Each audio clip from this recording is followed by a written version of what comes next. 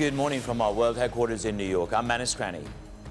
And from our studios in London, I'm Danny Berger. Welcome to Bloomberg Brief. Let's set your agenda. President Biden arrives in Israel with tensions high after an explosion at a Gaza hospital, killing hundreds of people.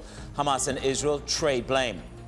China property concerns cloud better than expected GDP data. Distressed developer Country Garden is on the brink of its first default, saying it's unlikely to honor offshore payments at this time. And two-year yields retreat from the highest level since 2006 as solid economic reports reinforce the case that the Fed will have to keep rates higher for longer. A little bit of breaking news hitting the Bloomberg terminal this morning. This is the final reading for CPI in Europe. It's at 4.5%, so it's bang in line with what the market had anticipated. The euro trades a little bit higher. We're risk off around the world this morning. Why is the dollar not higher?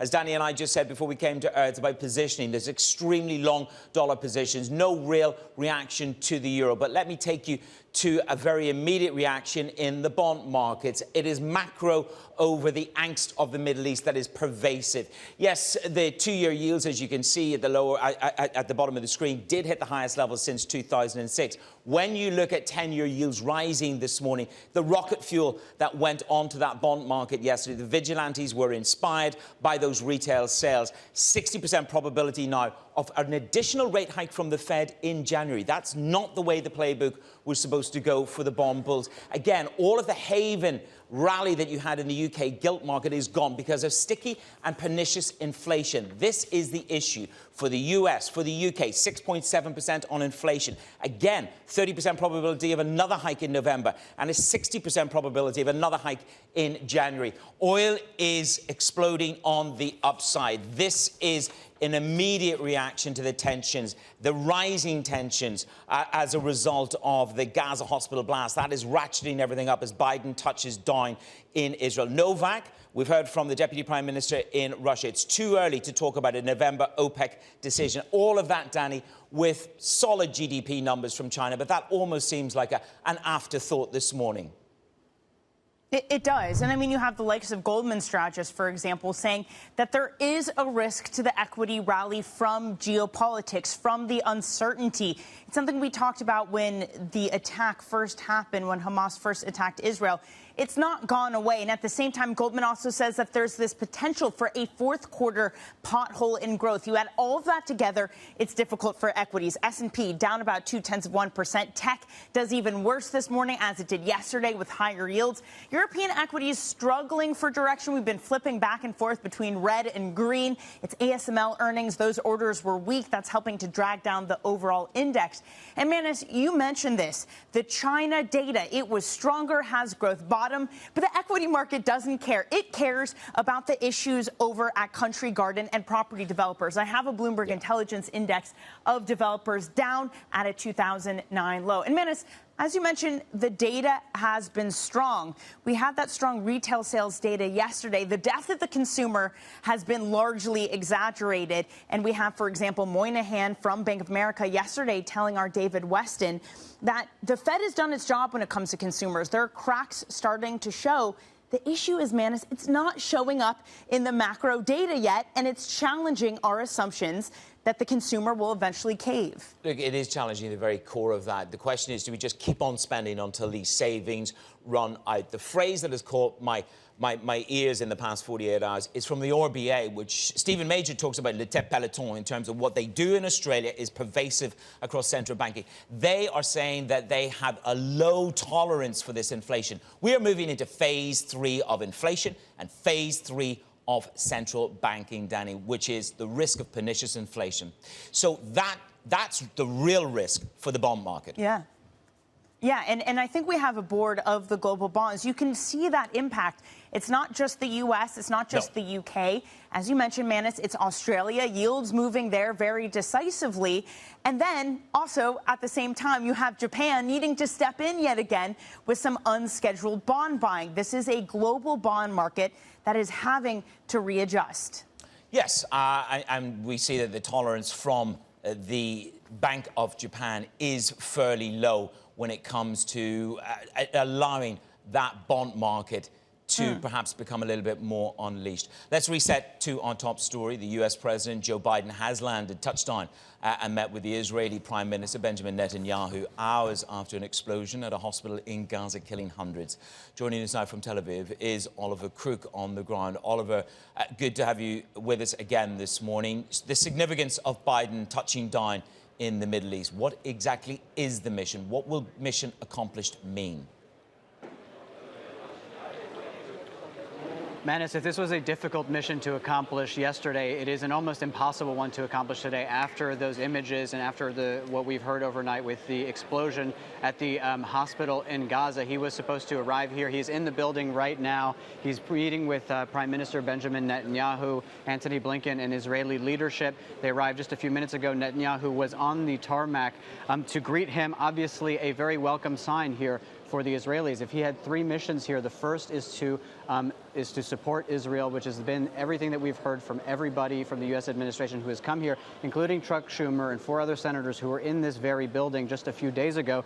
The second is about deterrence. We know we have a second aircraft carrier group in the Eastern Mediterranean, 2,000 U.S. troops on high alert. But the third, Manus, and this is the most crucial, arguably, in terms of de-escalating the situation and in sort of bringing the temperature down, it's diplomacy. And it was supposed to be a two-legged trip, Tel Aviv and Jordan, that second half of the trip where he was supposed to meet with the Egyptian president, the Jordanian king, and Mahmoud Abbas, the president of the Palestinian Authority. That is off the table. And of course, it follows that explosion at the hospital in Gaza. Of course, it's not quite clear yet what exactly has happened there.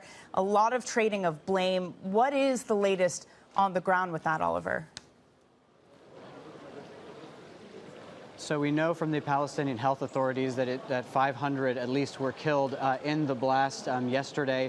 We know that would bring the death toll to well over 3,000 people, as it was already approaching yesterday. There has been sort of universal condolences and condemnation. However, the attribution has not been universal. Many of the Middle Eastern neighbors were quick to blame Israel, saying that it was a bombardment that caused the blast. Netanyahu said that it was not a target, and the IDF has said that it was a failed rocket from people within Gaza that went out and fired. And today, Biden, just moments ago, seemed to suggest that the intelligence that he has seen this so far confirms that. But again, we do not have enough information on that yet. Well, the president has said that he's outraged, deeply saddened by the explosion in the Al Ahli Arab hospital in Gaza. But then you look at Saudi Arabia's response, Oliver, and again, this is where the tension really does come to the fore. Saudi Arabia saying it was a heinous crime committed by Israeli occupation forces. So again, these divisions are, this blame, this accusation between sides is rising. The international response this morning, what have you got? What have you heard? Yeah, so again, from the European side, it's been, again, a lot of sorrow and condemnation, but not, again, attributing it. But what we've seen in the streets is something very different. From the bombing, from the news of the bombing last night, we had protests across Lebanon, Jordan, the West Bank, Turkey. And so, again, this is inflaming the situation, turning the pressure cooker up significantly in front of the Israeli embassy, we understand, today in Turkey, but also the United States, who has stood very firmly behind Israel. And there's a degree to which, Manus, that despite whoever did this or whoever is to blame for it, it's 500 more innocent people dead, and that only makes this situation much more complicated. Indeed. Oliver, thank you for covering the latest for us. That is Oliver Crook in Tel Aviv. Now, let's turn our attention to China, where President Xi Jinping has defended his flagship Belt and Road Initiative, casting the $1 trillion program as a driver of global growth. China can only do well when the world is doing well. When China does well, the world will get even better. Let's get to Bloomberg's China economy and government editor, Rebecca Chung-Wilkins, who joins us now. So, Rebecca, we started the morning here in Europe with data out of China. It was better than expected. But if you just look at the reaction from the equity market, for example, you don't have that lift that you think you would get if you alleviated concerns about the economic outlook. Why? Why isn't this more of a relief? Well, yeah, as you say, GDP came in 4.9% higher than expected and really driven by retail. It looks like the Chinese consumer is out. They're buying everything from alcohol, restaurant costs. The drag here that you point to, and the reason why the response in equities has been so lackluster, is really all about property. And it comes down to Country Garden. Now, not an enormous surprise here, but a really important data point in how investors are juggling just where we are in this distressed credit cycle for the property market in China. We are on the last day of a grace period for an offshore bond and expecting to see Country Garden's first ever default in the offshore bond market. And even though it was somewhat trailed, and the company itself has put out a statement to Bloomberg News saying that it's not going to make all its offshore bond payments, it's sort of a very painful reminder that the worst is not over for property developers. Even a developer like Country Garden, which borrowed relatively responsible, this was not an Evergrande that sort of expanded into all sorts of other businesses and unrelated areas. It also is a really major player, formerly China's largest, now about 7th largest. Sort of 3,000 projects that it's still working on, 60,000 employees, and $186 billion US in liabilities. So it is a really large firm to be going through this type of pain so late in what has been a very long distressed debt cycle for the property market. Well, we're seeing the weight of that this morning, Rebecca, in New York later in the afternoon for you. You got property stocks, China property stocks at the lowest since 2009. The bigger market debate, Rebecca, is whether this cathartic, painful moment for Country Garden and the property sector indicates some kind of a basing in the dip in growth and a basing in perhaps the pain of the property sector. What are people saying to you on that particular tenor? I think there's still a lot of caution that the worst is not over for property. And even when we look, for example, at sales through this year, through to September, down 9%, worse than expected. And we are not seeing the type of recovery that we thought. The other indicator is Golden Week, when we expect to see a big boost in sales typically in China. That, again, underperformed. We just aren't seeing the follow through, the positive effects of all of the easing measures that we've had to help, for example, boost buying, make it cheaper, make it easier to borrow. People are just not convinced, and confidence in the property sector is still very, very fragile. And it's interesting that that is still persisting even though the economy more broadly is improving. And for example, unemployment figures are the best they've been since late 2021. Right. Well, I'll tell you what, Rebecca, it's certainly cheaper to buy a bottle of booze than it is a home. Rebecca Chung-Wilkins there. Thank you so much with the latest. Now let's get you some other top stories that are trending on the terminal this morning. In the UK, Manus mentioned this, inflation failed to slow as forecast in September, leaving open the possibility of a further BOE rate hike. CPI rose 6.7% from a year earlier. That's the same pace as the previous month. Rising oil prices did offset downward pressure from food costs. ASML's order intake plunged 42% in the third quarter amid a sector-wide slump in the semiconductor industry. Slumping demand elsewhere made China, ASML's biggest market last quarter, overtake Taiwan. China now accounts for nearly half of ASML's sales around the world. And United Airlines is projecting a fourth quarter profit that falls short of analyst estimates. The carrier faces pressure from a suspension of flights to Tel Aviv and higher jet fuel costs. Coming up in the show, a mixed bag for U.S. bank earnings. We'll take stock of what Wall Street's quarterly results really told us. And we speak to the founder and the CEO of the Macro Compass and why the surprising strength in retail sales isn't all that hot, right here on Bloomberg.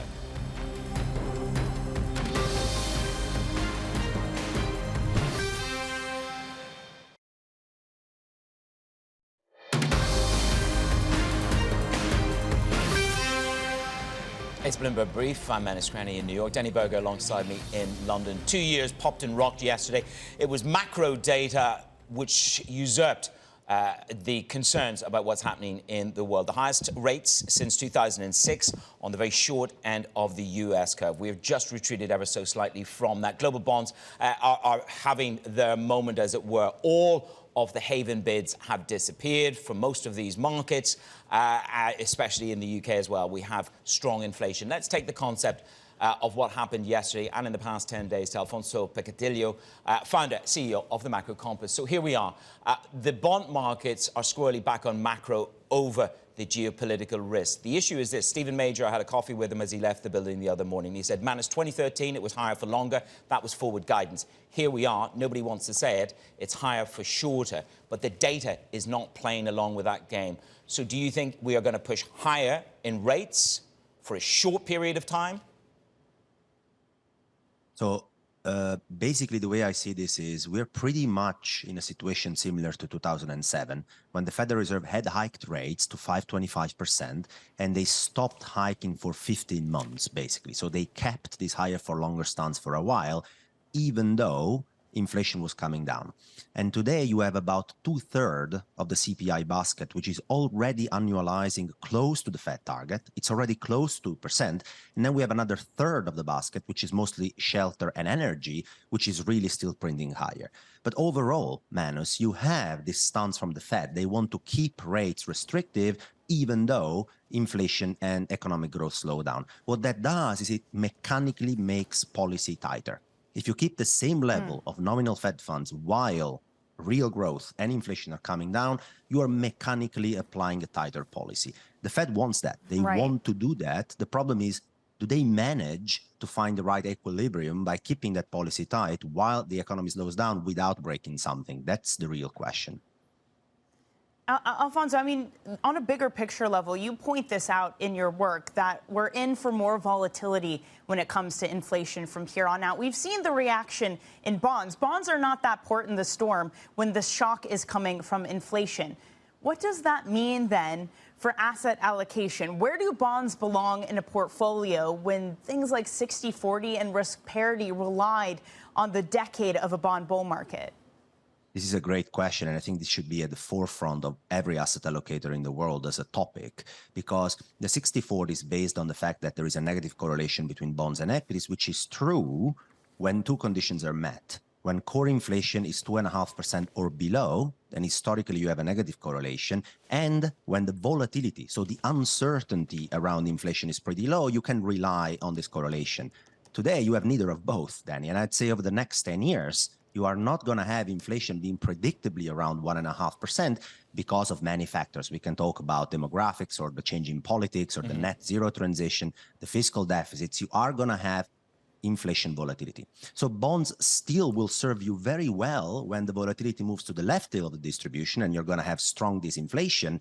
But there are going to be periods where relying only on equities and bonds is not going to cut it. So you need assets that have a negative correlation to both asset classes. Those are pretty rare, and they tend to be allocation to certain commodities, trend strategies, macro hedge funds. So you need a different portfolios that is really equipped to many outcomes. And the last 10 years, I think, has numbed investors to the idea that the 60-40 always works. The 60-40 works great when you have US-led disinflationary growth. That's just one potential outcome you can get from macro. You can get many more. I think we're possibly moving further and further away from that scenario. I mean, we're not moving to a new paradigm, just to remind everybody. We're just moving back to where we were.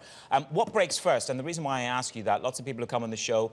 Stephen Major, different people have come on and said you've had capitulation in this bond market. Everybody was long at 3.75. They're getting washed out. I tell you, the past 48 hours, it just doesn't feel like that to me. So tell me, we showed a global bond board at the top. The Japanese are back in buying bonds. The UK have got pernicious inflation. What breaks? So I'm about to release a piece of research next week that looks at where something breaks, because the question I always get from clients is what breaks, or when does something break? So let's start looking at where does something break, because all central banks, Manus, have tightened rates, and now 30-year bonds are moving higher in yields everywhere you look at: Australia, Europe, UK, the US. But funnily enough, not every jurisdiction is equipped the same way to handle higher interest rates. People look at the US for vulnerabilities, but the reality is that the US scores relatively well because households and corporates have termed out their liabilities during the pandemic and for other reasons. But there will be places that I'm studying, like Europe or the UK or Sweden. Well, I'm not going to tell you all of them, but a bunch of them are more vulnerable to higher interest rates because of the structure of their floating rate mortgage-based market or their corporate market, or they have higher refinancing cliffs coming in 2024. So the pain is going to be felt faster. So where does something break, I think, is equally important to when or what breaks.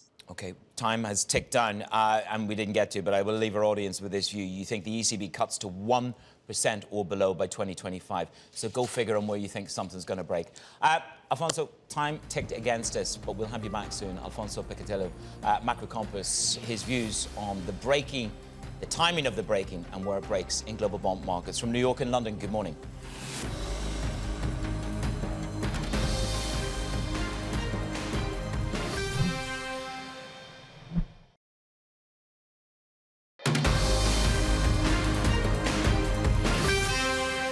Welcome back to Bloomberg Brief. I'm Menace Crenny in New York. And I'm Danny Berger in London. Here's what you need to know. President Biden arrives in Israel with tensions high after an explosion at a Gaza hospital killed hundreds of people. Hamas and Israel trade blame. China property concerns cloud better than expected GDP data. Distressed developer Country Garden is on the brink of its first default, saying it's unlikely to honor offshore payments on time. And two-year U.S. yields retreat from the highest level since 2006 as solid economic reports reinforce the case for the Fed to keep rates higher for longer. Manis, you broke this news just moments ago. Let me get to the market reaction. The Iran foreign minister has called for an oil embargo against Israel, also elaborating that Muslim countries should boycott Israel. Here's the two-day price chart. We did get this move higher, and we're getting it now, a spike off the back of it. On the day, we're up more than 3%. I know, Manis, you'll have more on that oil market in just a moment. Let me show you what the equity picture looks like, because Goldman talks about the risk of escalation. The risk that this hits oil supplies specifically means that we would struggle for a fourth quarter rally. You can see sentiment is worsening since that headline, since the Iran headline that I just mentioned. S&P 500 futures down 1/3. Tech is faring worse off thanks to higher yields. European equities, those also are turning negative just in the past few moments. And China, it's really struggling with those Country Garden lines. Concerns that they're going to have their first ever default. Concerns about the overall property sector means it drowned out all that China data, the positive growth data, Manis. China Developers Index, that is trading at a 2009 low.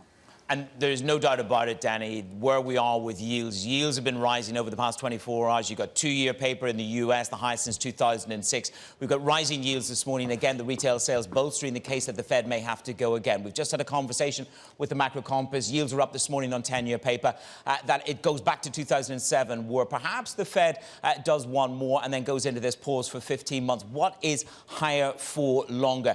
Brandy, wine say they're going to keep going until something breaks. Our last guest says probably something will break outside the U.S. First of all, 10-year yields rise as you have inflation at 6.7%, again putting the odds on the Bank of England having to go again before Christmas and again early in the new year. To the oil market, you showed the chart, we're now up 3.38%. The positioning in this oil market, of course, the hedge funds had slashed their long bets before this massive shift in geopolitics in the Middle East. Novak, the Deputy Prime Minister in Russia, said it's too early to start talking about what OPEC Plus might do in November. Oil up 3.4% at the moment. Danny. And Manis, I think this just goes to show the sensitivity around oil off of these various headlines. Again, this one being that the Iran foreign minister has called for an oil embargo against Israel. We've seen heightened language around the entirety of the region. So even before this latest line, Manis, we did see oil, as you point out at the top of the show, up about 2%.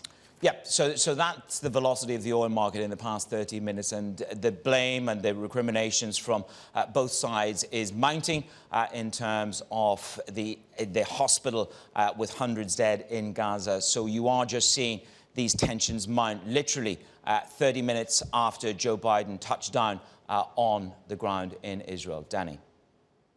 Yeah, and of course, we should say that that blasted explosion, still, we don't know how or what caused it. A lot of blame going back and forth. And amid all of that, President Biden has landed in Israel and met with the Israeli Prime Minister Benjamin Netanyahu hours after that explosion at a hospital in Gaza killed hundreds. I was deeply saddened and outraged by the explosion at the hospital in Gaza yesterday. And based on what I've seen, it appears as though it was done by the other team, not you. but there's a lot of people out there not sure. So we've got to overcome a lot of things. Now, meanwhile, back in Washington, the U.S. House of Representatives descended into more chaos after Republican Jim Jordan was blocked from becoming Speaker. The hardline conservative failed to win enough votes in the first round of voting. Zach Cohen, congressional reporter at Bloomberg Government, joins us now from D.C. Zach, I thought the language from Jim Jordan was that he had the votes. What went wrong? I don't know that he ever had the votes, but he did say that he was making progress.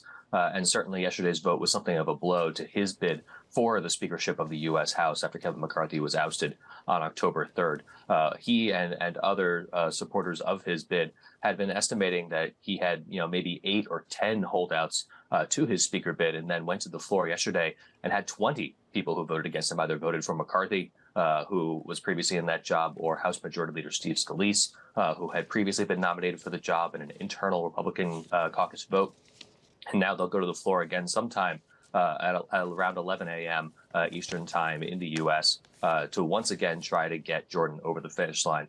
But the number of concerns that are being raised by some of these holdouts, mostly from more moderate districts or are big spenders, the people who actually craft the government spending bills in Washington, those are the holdouts that Jordan needs to win over if he hopes to win the speakership.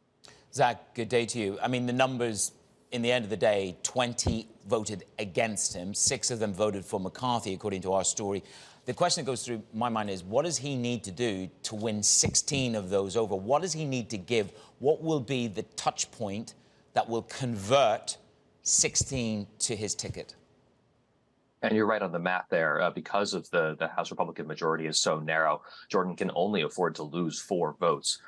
As long as every member of the House is there. The magic number is 217 of them, because every Democrat has been supporting Hakeem Jeffries, the minority leader from New York. The problem for Jordan at this point is that the opposition to him has a number of concerns about his speakership. He's been a rather hard-charging and oppositional leader among House Republicans to the Biden administration, a chief defender of Trump, and that's an issue for some Republicans who are seeking re-election in really competitive swing districts. There are others that are looking for assurances that Republicans would tackle certain tax deductions that were capped during the Trump administration. Others want to see support for victims of the 9/11 terrorist attacks in 2001. And so the issue here that Jordan has is that as long as he's providing some assurances to more moderate members, that could alienate more conservative members who are already in his corner. He's got a really narrow path here to the speakership. And Zach, as we mentioned, we have President Biden in the past hour or so touching down in Israel. His trip, perhaps, is going to look very different. That meeting in Jordan being called off. What is the goal now? Does that need to shift, given just how heightened tensions have gotten in the past 24 hours? Yeah, Biden obviously touched down in Israel in hopes of showing support for Israel, the U.S. being obviously Israel's longest ally in the world. Netanyahu notably pointed out that Biden is the first American head of state to actually visit Israel during a time of war. So a rather extraordinary moment for both Washington and Israel. The issue here is that, obviously, as you mentioned, the trip to Jordan was scuttled after this explosion in Gaza, where Israel is blaming an Islamic terrorist group for a rocket misfire, and countries in the Middle East are blaming Israel rocket fire for the explosion of that hospital that has killed hundreds and has really left a mark on Biden's trip to Israel as he seeks to avoid a broader regional conflict. U.S. officials in Washington have been very clear that they support Israel's right to defend itself, its right to go after Hamas in the Gaza Strip, but concerns remain about the loss of life, especially on the civilian side in the Gaza Strip. Okay, Zach, let's see how this day on the ground rolls out for the president. Zach Cohen of Bloomberg Government, keeping us abreast of the president's trip and all things in Congress. A quick check on the commodity market for you. You have this spike higher on oil on the very latest news headlines. We've moved as the Iran foreign minister calls for an oil embargo against Israel. It is time for an immediate and full boycott. Again, this will raise the spectre of 1973. People will refer back to that when there was the embargo then, but we've been told repeatedly this is not 1973 in the global economy. Brent up 3%. Gold bid up on haven status, up 1 1/8 at $1,944. A very good morning from New York.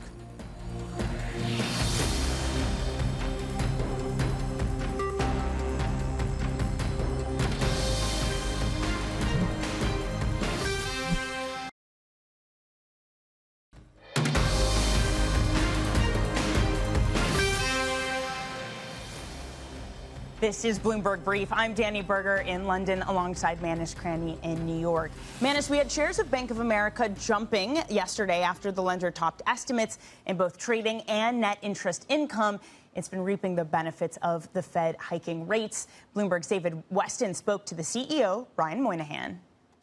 So let's think about 2 or 3 things there. One is just what are the consumers doing with the money they have in their accounts? And in a given year, we will have $4 trillion that will be spent by our consumers on debit card, credit card purchases, Zelle payments, checks written, money out of the ATMs, and all the different forms they spend it. That $4 trillion from in 21 to 22 grew at 9%.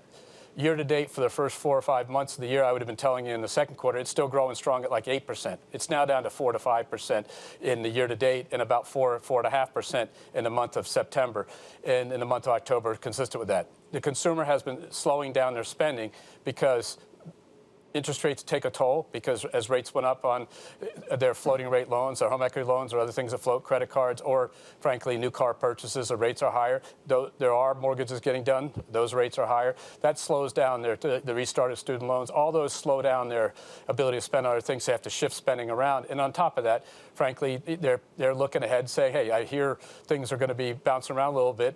I'll spend a little less. And then the third thing is, they bought the goods they bought during COVID. They bought the new couch and stuff. They don't need to buy another one now. They've taken the trips, and now they're back into their core activity. And so as you put all that together, it's slowed by half. And what is spending rate at the year-over-year growth is consistent with 2% inflation and below 2% GDP growth. It is the same, that rate of 4% or so is what we had in 17, 18, and 19 as the economy kind of ended into an equilibrium. So, frankly, the Fed has won the battle with the American consumer, and they're slowing down. And the question is, what happens next? I can't predict, but this is a $4 trillion base, $300 to $400 billion a month. So think about it. It's hard to move around a lot. So once it slows this level, it's probably not going to kick right back up. So, Brian, how much of a vantage point do you have into where the consumer, the household stands? Because there was a lot of talk about essentially excess savings coming out of the pandemic, because a lot of the checks that were being written to individuals and the dry powder, if you will, and drawing down on it. Do you have a sense of how much has been drawn down on it? And a second question is, to what extent is real wage increase maybe replacing some of that?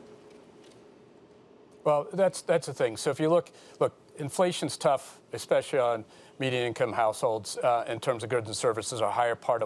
Goods are a harder part of what they buy. Groceries are a bigger number, gas prices are a bigger number, and it's very difficult. And that's what the pressure you see in some of the consumer sentiment. That's one issue. But if you look at it in a broad aggregate sense, what you see with this kind of spending rate is a consumer that's healthy. If you look in the accounts, especially in accounts median income 75,000 and under that had average balances before the pandemic, there's still multiples, but they're trickling down. The Fed is winning the war with the consumer. The Bank of America CEO Brian Moynihan with Bloomberg. And joining us this morning is our senior bank analyst, Alison Williams. You're still alive after all those bank results. Good to see you. Listening to Moynihan, he talks about the Fed winning the war with the consumer. But you would say perhaps the underbelly of this lift in prices to do with the fact he's the only CEO that gave solid NII guidance. And NII was good for them, 4.5%, 14.4 billion, way over what the market had estimated. So they're doing well on NII. They are, and I think it's going to be interesting to see over the next few days what comes from the regional banks. So the big banks that I cover, Bank of America, Wells Fargo, JP Morgan, Citigroup, all beat on net interest income, guided up for this year. As you said, Bank of America was the only bank that gave a line of sight to 2024. And so we really think that's a signal of confidence. Of course, the consumer is slowing, as he talked about. The one thing that investors are watching is credit. Credit was better than expected in the quarter. So again, the numbers coming in really good for the quarter. The question is, what's ahead, right? Because we only care about the earnings in so much as they tell us what's ahead. And when we look at the interest rate environment, we've had that big jump in rates, and I think investors are watching the rate side and the credit side as we go into next year. Now, so when it came to Goldman's earnings, one headline that came out of that is that they're marking down their office exposure by 50% this year. In their alts asset management business, that real estate, just a lot of pain there. They've already, of course, changed their model to move away from their own balance sheet, just manage third-party capital. But I can't even imagine, given what valuations look like, that fundraising is easy in this environment. How does Goldman solve a problem like their real estate portfolio? So they did actually raise about $15 billion gross in alternatives in the quarter. Keep in mind, alternatives is broad, and so you are, as you point out, seeing these markdowns in real estate. But I would say for Goldman specifically, we've had two very messy quarters, but we think that they're really setting themselves up well for next year and for the long term. If we look at their businesses, it's really the core institutional trading and fee business, as well as asset management, where we think they have a competitive advantage. And we think it's good that they're getting out of all these other businesses. They had a lot of hits this quarter, about $1 billion pre-tax. Last quarter was about $1.5 billion. That includes some of the markdown to their investments. But their overall alternative strategies of raising money from the outside, using that expertise, but not necessarily using their balance sheet, I think bodes well for the future. They're still seeing the hits from the past strategy, but I think positioning well for the future. It's interesting that on comp, I mean, I'm looking at you identify trading revenue and banking fees were up 11%. So, of course, that's perhaps the belly of the angst, if you allow me the latitude of that, the angst against what Solomon was doing as strategy. But look at the comp. Show me the money. They've upped the comp, haven't they? $690 million. So they're ahead of 2022. Policy of appeasement in the payments, isn't it? There are, and I think that this is. Or am I just being very skeptical? I don't think you're being skeptical. I think that one of the big surprises in the quarter also was the resilience of that trading revenue. Yeah. So when we looked at Goldman Sachs, and we'll see what happens with Morgan Stanley today, a year ago they really just blew it out of the park, and so even so, Goldman Sachs was able to keep their trading relatively resilient. We'll see what happens with Morgan Stanley. So that's delivering. On the investment banking side of things, we're seeing signs of life. So I see your face because you're thinking about how weak some of those fees were. But the fact that we're bottoming. I've been through a few cycles, to be fair. Correct. And so you also know to look at the backlog. We've seen the backlog coming down a little bit, but that's because they're executing. So we do see some signs of life on that side of things. Manus just has long said he wants to be reincarnated as a junior investment banker. So these lines, if anything, are just bad news. He's just going to wish for that more. Look, Allison, you mentioned we're going to get some results from Morgan Stanley. We'll see whether they keep up in that regard. But I want to know about succession plans for Gorman. Are we likely to get any more details on that? You and everybody else wants to know, but I think we're not going to get details. I mean, it's sort of interesting the strategy that they put forward to sort of name, the candidates or point to the candidates and give a very specific timeline. So we will see. I think there's, what's interesting, obviously, is that there's a plausible case for each of the candidates in terms of the institutional candidate generally rising to the top, but yet the business, Morgan Stanley really is all about wealth and asset management, and they've done so well on those fronts. And so we talked a little bit about the trading, but for Morgan Stanley, what we're going to be looking for is really flows. They have really showed tremendous momentum coming into this year. Gorman has set forth a goal of $1 trillion, so he set forth some pretty aggressive goals for his next successor. And but they're on track to do about a third of that, so $1 trillion in 3 years in net new assets. They're on track to do about a third of that this year, which would be in line. And so we'll see. We do expect some slowing, but we expect to see some strength. All right, Allison, thank you very much. Good luck for the next set of earnings to come today. Allison Williams of Bloomberg Intelligence. Now, coming up, we're going to take a look at some of the market-moving events to watch throughout the day. When it comes to these markets, you are looking at oil spiking off the back of a headline of the Iran foreign minister calling for an oil embargo. The head-scratcher here, though, is yields higher, risk down, but the dollar still not bid. This is Bloomberg.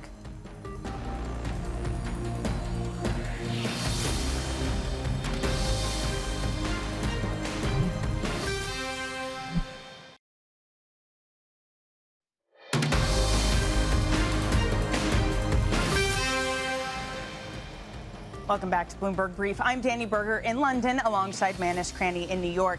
Let's get you set up for your trading day with a look at what's ahead. Big bank earnings wrap up. Morgan Stanley will report before the opening bell. We'll also get Tesla and Netflix. They'll report after the market close. And it's a big day of Fed speak. We have Waller, Williams, Bowman, Barkin, Harker, and Cook. They're all on deck.